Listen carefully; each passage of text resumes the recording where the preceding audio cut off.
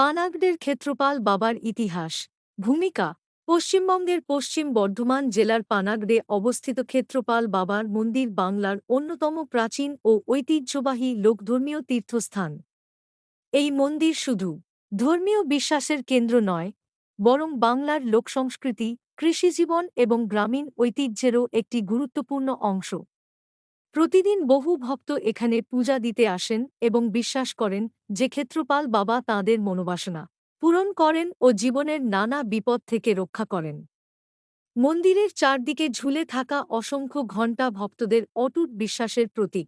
ক্ষেত্রপাল নামের উৎপত্তি ক্ষেত্রপাল শব্দটি দুটি সংস্কৃত শব্দ ক্ষেত্র ভূমি বা জমি এবং পাল রক্ষক থেকে এসেছে, অর্থাৎ ক্ষেত্রপাল হলেন ভূমির রক্ষাকর্তা। বাংলার লোকবিশ্বাসে তিনি কৃষিজমি, গ্রাম, গৃহপালিত পশু এবং মানুষের রক্ষাকারী দেবতা। অনেক গবেষকের মতে ক্ষেত্রপালকে ভৈরব বা শিবের রুদ্ররূপ হিসেবে পূজা করা হয়। আবার লোকধর্মে তিনি স্বতন্ত্র গ্রামদেবতা হিসেবেও পরিচিত। পানাগড়ের ক্ষেত্রপাল বাবার ইতিহাস লোকমুখে প্রচলিত আছে যে পানাগড়ের ক্ষেত্রপাল বাবার পূজা প্রায় ৫০০ বছর ধরে চলে আসছে। যদিও এর সঠিক প্রতিষ্ঠাকাল সম্পর্কে কোনো লিখিত ঐতিহাসিক দলিল নেই, তবুও বর্তমান পুরোহিত পরিবারের মতে এই পূজা বহু প্রজন্ম ধরে অব্যাহত রয়েছে। প্রথম দিকে দেবতাকে একটি সাধারণ শিলাখণ্ড বা প্রতীকরূপে পূজা করা হতো। সময়ের সঙ্গে সঙ্গে এখানে মন্দির গড়ে ওঠে এবং এটি এলাকার অন্যতম প্রধান ধর্মীয় কেন্দ্রে পরিণত হয়। দ্বিতীয় বিশ্বযুদ্ধ ও মন্দির ১৯৪৩ সালে দ্বিতীয় বিশ্বযুদ্ধের সময় পানাগড়ে একটি গুরুত্বপূর্ণ সামরিক ঘাঁটি নির্মাণ করা হয়। সেই সময় প্রায় ২২টি গ্রাম স্থানান্তরিত করা হলেও তৎকালীন হাঁসুয়া গ্রামের ক্ষেত্রপাল বাবার মন্দিরটি ধর্মীয় গুরুত্বের কারণে ভাঙা হয়নি। মন্দিরকে ঘিরে থাকা প্রায় ২ বিঘা জমি সংরক্ষিত রাখা হয়। বর্তমানে এই মন্দির ভারতীয় সেনাবাহিনীর পানাগড় সামরিক এলাকার ভেতরে অবস্থিত। তাই দর্শনার্থীদের পরিচয়পত্র দেখিয়ে নির্দিষ্ট নিরাপত্তা প্রক্রিয়া সম্পন্ন করে মন্দিরে প্রবেশ করতে হয়। পূজার রীতি প্রতিদিন সকাল থেকে রাত পর্যন্ত নিয়মিত পূজা হয়।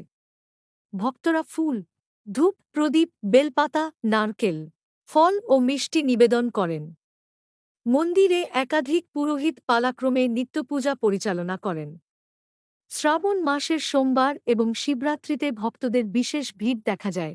এছাড়া মার্চ মাসের প্রথম সপ্তাহে বার্ষিক উৎসব অনুষ্ঠিত হয়, যেখানে বহু মানুষ অংশগ্রহণ করেন। মানত ও ঘণ্টা বাঁধার প্রথা পানাগড়ের ক্ষেত্রপাল বাবার মন্দিরের সবচেয়ে বিখ্যাত প্রথা হল মানত পূরণ হলে ঘণ্টা নিবেদন করা। ভক্তরা বিশ্বাস করেন, আন্তরিকভাবে প্রার্থনা করলে তাঁদের ইচ্ছা পূরণ হয়। সেই কৃতজ্ঞতা প্রকাশের জন্য তাঁরা মন্দিরে পিতলের ঘণ্টা বাঁধেন। বছরের পর বছর ধরে জমা হওয়া হাজার হাজার ঘণ্টা আজ মন্দিরের প্রধান আকর্ষণ। এই দৃশ্য মন্দিরটিকে অন্য সব মন্দির থেকে আলাদা পরিচিতি দিয়েছে। কৃষিজীবনের সঙ্গে সম্পর্ক ক্ষেত্রপাল বাবা মূলত কৃষকদের দেবতা হিসেবে সুপরিচিত। কৃষকেরা নতুন ফসল বপনের আগে এবং ফসল কাটার সময় তাঁর আশীর্বাদ প্রার্থনা করেন। তাঁদের বিশ্বাস, ক্ষেত্রপাল বাবা ফসলকে প্রাকৃতিক দুর্যোগ, রোগবালাই ও অশুভ শক্তির হাত থেকে রক্ষা করেন। এই বিশ্বাস বাংলার গ্রামীণ সমাজে বহু শতাব্দী ধরে প্রচলিত এবং আজও সমানভাবে সম্মানিত। ধর্মীয় ও সাংস্কৃতিক গুরুত্ব ক্ষেত্রপাল বাবার মন্দির কেবল একটি পূজাস্থান নয়, এটি পশ্চিমবঙ্গের লোকঐতিহ্যের একটি গুরুত্বপূর্ণ নিদর্শন। বিভিন্ন ধর্ম, জাতি ও সম্প্রদায়ের মানুষ এখানে সমান শ্রদ্ধার সঙ্গে আসেন। মন্দিরকে কেন্দ্র করে সামাজিক সম্প্রীতি, ভক্তি এবং পারস্পরিক সহযোগিতার পরিবেশ গড়ে উঠেছে। প্রতি বছর হাজার হাজার মানুষ এই ঐতিহাসিক তীর্থস্থান দর্শন করেন। বর্তমান গুরুত্ব বর্তমানে পানাগড়ের ক্ষেত্রপাল বাবার মন্দির পশ্চিমবঙ্গের অন্যতম পরিচিত লোকধর্মীয় তীর্থক্ষেত্র। সেনা এলাকার মধ্যে অবস্থিত হওয়া সত্ত্বেও প্রতিদিন বহু ভক্ত এখানে আসেন।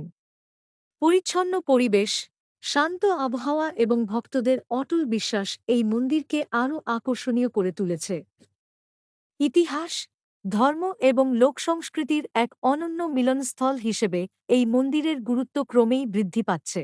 উপসংহার: পানাগড়ের ক্ষেত্রপাল বাবার ইতিহাস শুধু একটি মন্দিরের ইতিহাস নয়, এটি বাংলার লোকবিশ্বাস, কৃষিজীবন, ধর্মীয় ঐতিহ্য এবং সামাজিক সংস্কৃতির ইতিহাস।